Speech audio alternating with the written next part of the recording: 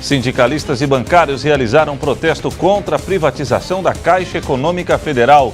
Gerente da Central dos Correios de Criciúma faz alerta para acidentes sofridos por profissionais em virtude de ataques de cães de rua. Presidente norte-americano Donald Trump reconhece Jerusalém como capital de Israel. Grupo islâmico Hamas convoca a comunidade muçulmana para a nova intifada. Reforma da Previdência. PMDB fecha a questão e orienta seus deputados a votarem a favor do projeto. E ainda, futebol solidário promete mobilizar Criciúma nesta sexta-feira. As notícias de Criciúma e do sul de Santa Catarina você confere a partir de agora. No ar pela TV Primavera, Informe Região.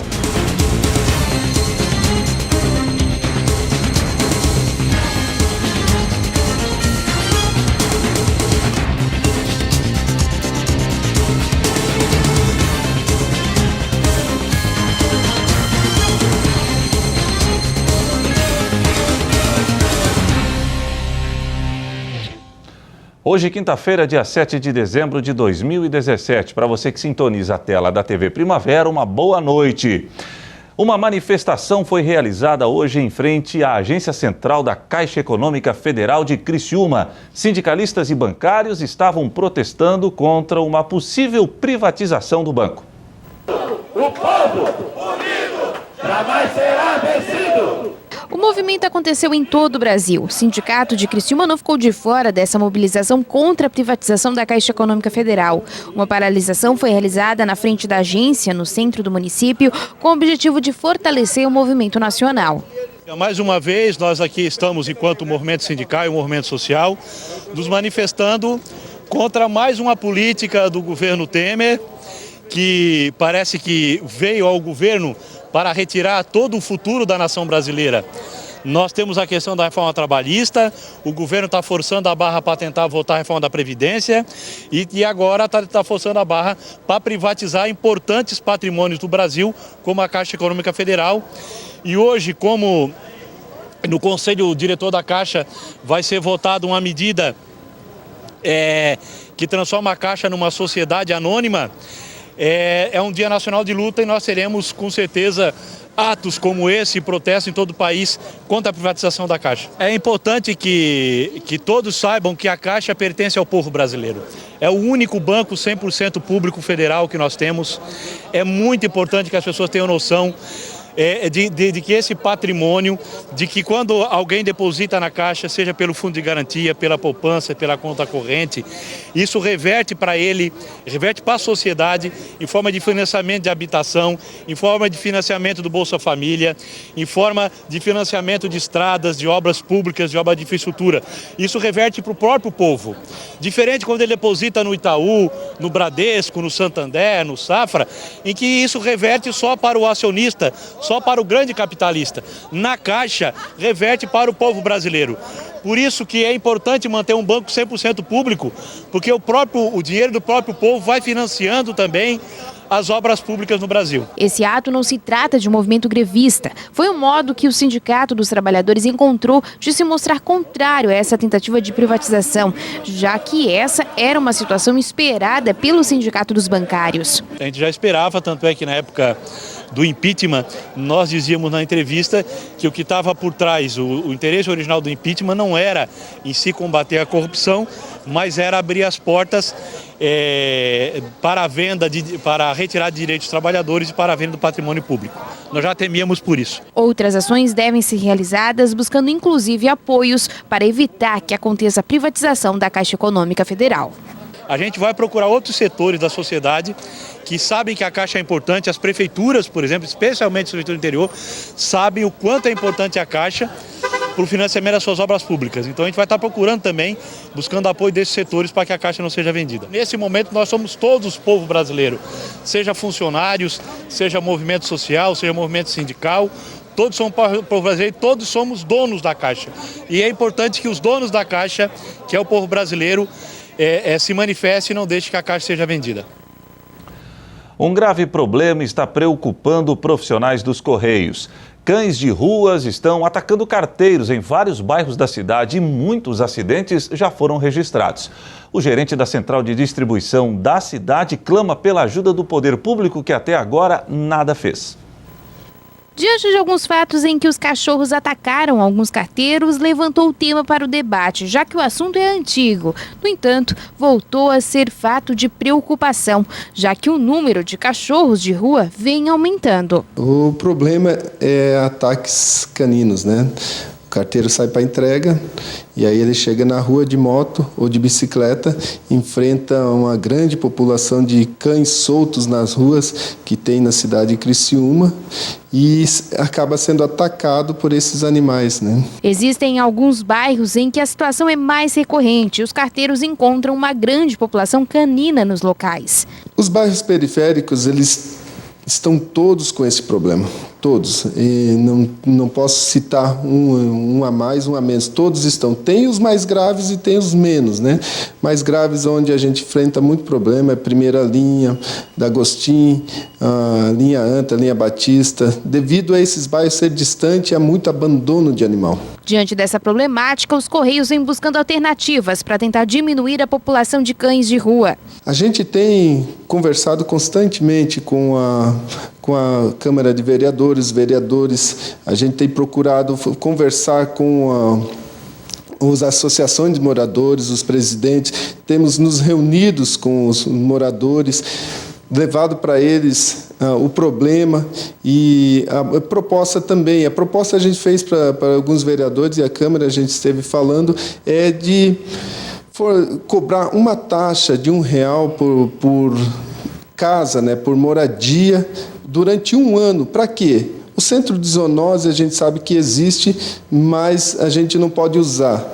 Então, essa taxa de R$1 por morada, né, por casa, seria para comprar o remédio para castrar esses animais. Aí diminuiria cerca de 4 anos, eu sei que o tempo é longo, mas diminuiria a população animal, né, principalmente dos cachorros. Até o momento, ainda não tem um retorno sobre a proposta que foi feita e os Correios continuam aguardando um posicionamento das autoridades. Não tivemos nenhum retorno ainda, estamos aguardando uma audiência pública que a gente sugeriu para sentar todo mundo, as ONGs, sentar a Câmara de Vereadores, os presidentes da Associação de Moradores, juntamente com o Correio e as pessoas interessadas no assunto, né? Mas estamos aguardando. A seguir, PMDB fecha a questão e orienta seus deputados a votarem a favor da reforma da Previdência.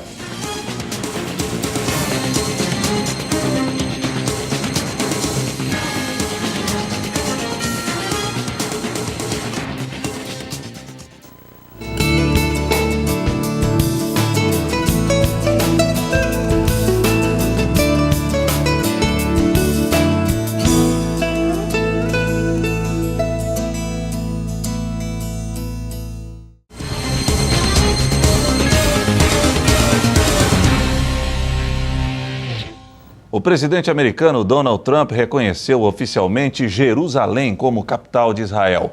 A ONU, se disse contra toda medida unilateral e o primeiro-ministro israelense Benjamin Netanyahu comemorou a decisão e afirmou que este foi um momento histórico. Donald Trump reconheceu nesta quarta-feira oficialmente Jerusalém como a capital de Israel, rompendo com décadas de diplomacia americana e internacional. O presidente americano reivindicou uma nova abordagem sobre o conflito entre israelenses e palestinos, prometendo que fará todo o possível para um acordo de paz. Além disso, Trump ordenou o início dos preparativos para a transferência da embaixada americana em Israel de Tel Aviv para Jerusalém. Eu determinei que chegou o momento de reconhecer oficialmente Jerusalém como capital de Israel. Enquanto presidentes anteriores haviam feito dessa uma de suas principais promessas de campanha, eles falharam em cumpri-la. Hoje eu a cumpro. Eu considero que essa decisão atende os melhores interesses dos Estados Unidos e a busca da paz entre Israel e os palestinos. É um passo que deveria ter sido dado há muito tempo para avançar no processo de paz e para trabalhar na direção de um acordo duradouro. O secretário-geral das Nações Unidas, Antônio Guterres, reagiu e afirmou que o status de Jerusalém só pode ser resolvido por uma negociação direta entre israelenses e palestinos. Já em Jerusalém, as bandeiras de Israel e Estados Unidos foram projetadas sobre os muros da cidade antiga. O primeiro-ministro israelense Benjamin Netanyahu comemorou a decisão do presidente americano. Este é um dia histórico. Jerusalém é a capital do povo judeu há 3.000 anos. Ela é a capital de Israel há cerca de 70 anos. Netanyahu deixou claro que não mudará o status quo dos lugares santos da cidade e que a liberdade de culto está garantida para judeus, cristãos e muçulmanos. Bom, já o movimento islamita Hamas convocou uma nova sublevação palestina, a conhecida como Intifada, para protestar contra o reconhecimento por parte dos Estados Unidos de Jerusalém como a capital de Israel. O movimento islamita Hamas convocou nesta quinta-feira uma nova revolta palestina, depois que o presidente americano Donald Trump reconheceu Jerusalém como capital de Israel. O líder do Hamas, Ismail Haniyeh, disse que a única maneira de enfrentar o que chamou de política sionista, apoiada pelos Estados Unidos, é com uma nova intifada. A convocação foi feita em um discurso na faixa de Gaza. Amanhã, 8 de dezembro de 2017, será um dia de fúria e o início de um amplo movimento em direção a uma intifada. Convocamos a uma intifada da liberdade de Jerusalém e Cisjordânia.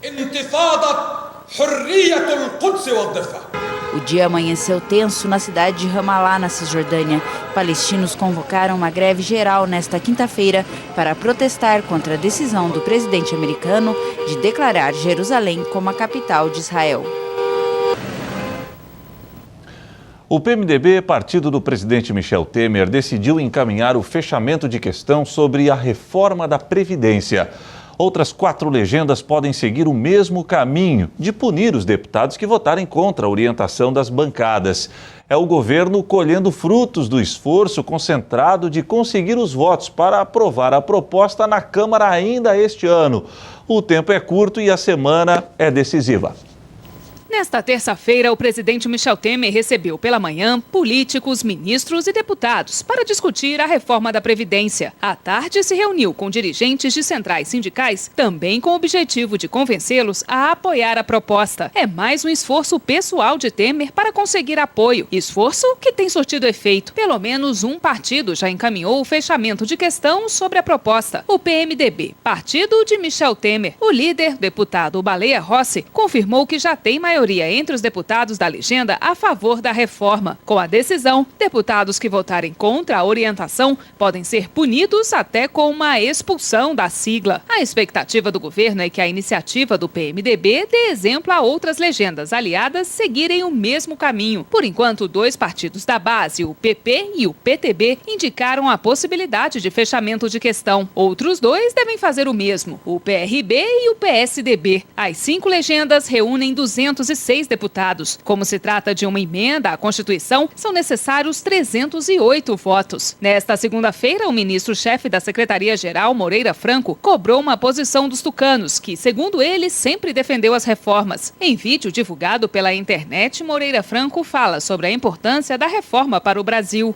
O objetivo da reforma da Previdência é garantir que nós possamos estabelecer na Previdência o compromisso com a igualdade, para sermos uma sociedade democrática e justa. A mudança para um cenário mais favorável foi fruto da ofensiva iniciada pelo governo junto aos parlamentares da base. No jantar de domingo, na casa do presidente da Câmara, Rodrigo Maia do DEM, teve até promessa de apoio nas eleições de 2018 para convencer os deputados a votarem a favor das mudanças na aposentadoria. Quem votar pela aprovação poderá ser beneficiado em coligações e na distribuição de tempo de TV e de recursos para suas bases, além do fundo eleitoral.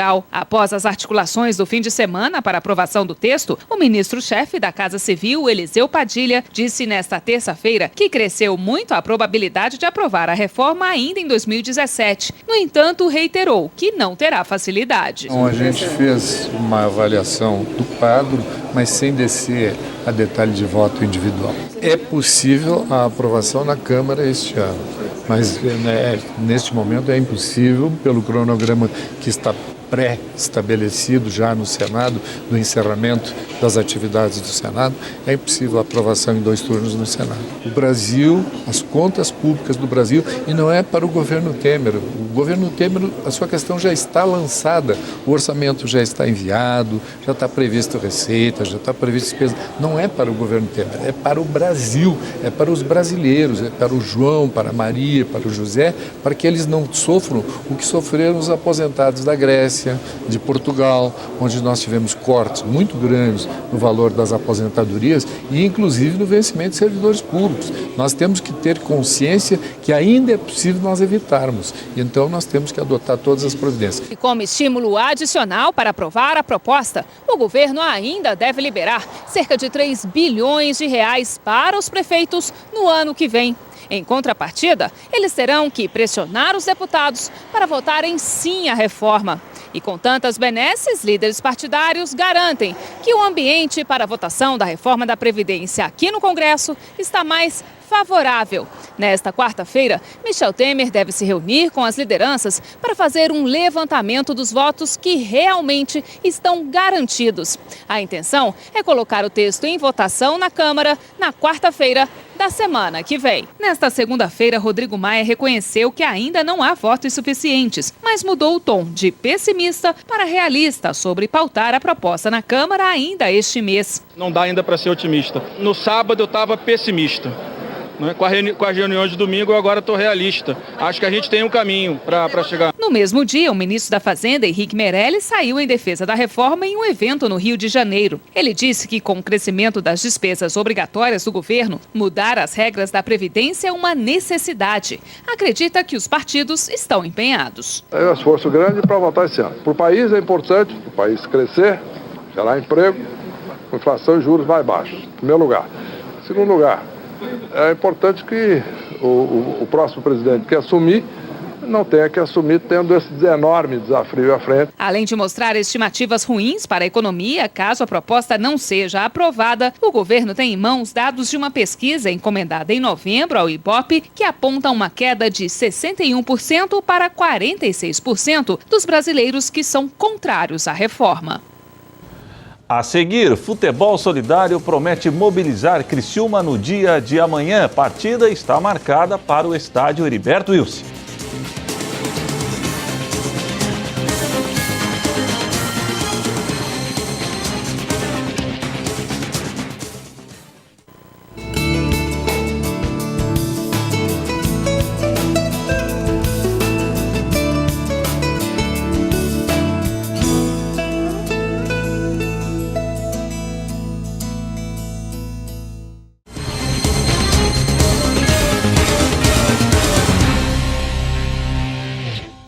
Amanhã será realizado no estádio Heriberto Wilson mais uma edição do Futebol Solidário.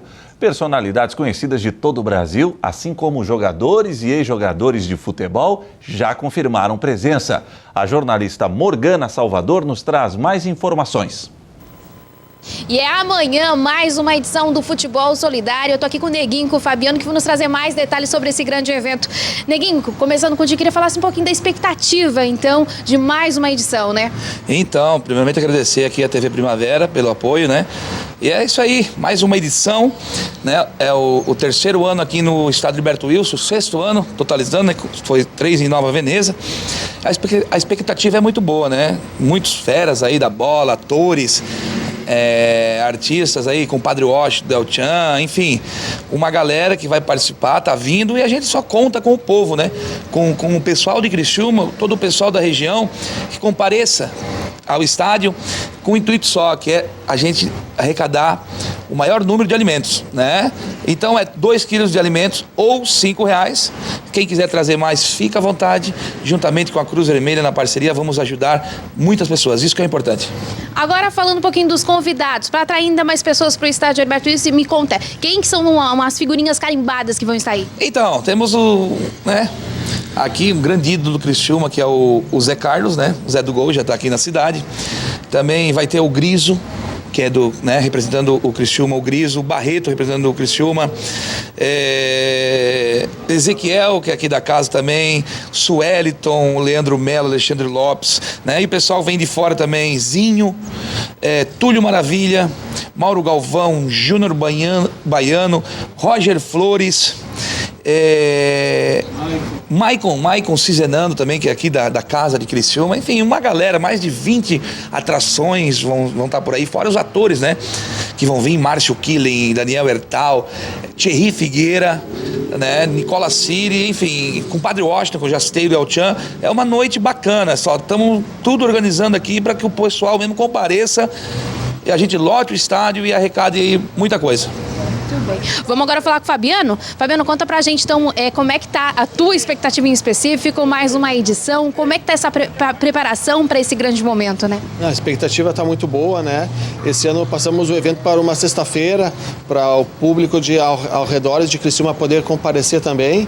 Então a gente conta aí com a presença de todo mundo, já sabemos que a previsão é de tempo bom, então a gente espera que todo mundo possa comparecer lá e trazer o alimento. Vou deixar a missão para você, Fabiano, de falar e de convidar realmente todo o criciumenses e toda a região para participar então do futebol solidário. Então, em nome da organização aqui, eu convido todo mundo, né, para lotar o estádio lá. A gente todo ano tem um movimento sempre maior, esse ano não vai ser diferente, então a gente, né, pede para todo mundo levar 2 quilos de alimento não perecível ou R$5 e lotar aquele estádio lá. Muito obrigado, Fabiano, pelas informações. E nós temos aqui também o Zé Carlos, que é um dos participantes, o Zé do Gol, como é conhecido aqui em Criciúma por toda a trajetória, né, Zé? Conta pra gente como é que é poder participar do futebol solidário. Uma satisfação muito grande, né? Estar aqui mais um ano nesse futebol solidário. Fico muito feliz, Neguinho e o Fabiano, mais um convite. Estou feliz, espero que todo mundo compareça amanhã às 20 horas para a gente fazer uma grande festa e um grande jogo. Alguma novidade aí com o Criciúma Esporte Clube para o ano de 2018? Ainda não, né? Tá tranquilo. Aproveitando um pouquinho das férias aí. A gente sabe que férias é para descansar também, jogar uma peladinha, né? A gente aproveita aí já para esse jogo de amanhã, né? Torcida comparecer aí que vai ter gol do Zé do Gol. Obrigada, Zé. Obrigada, meninos. Tá aí as informações, então. E a gente deixa o convite feito. Então, futebol solidário amanhã no estádio Heriberto Wilson. Morgana Salvador para o Informe Região. E o Informe Região desta quinta-feira fica por aqui. Voltaremos amanhã, se Deus assim permitir. Boa noite.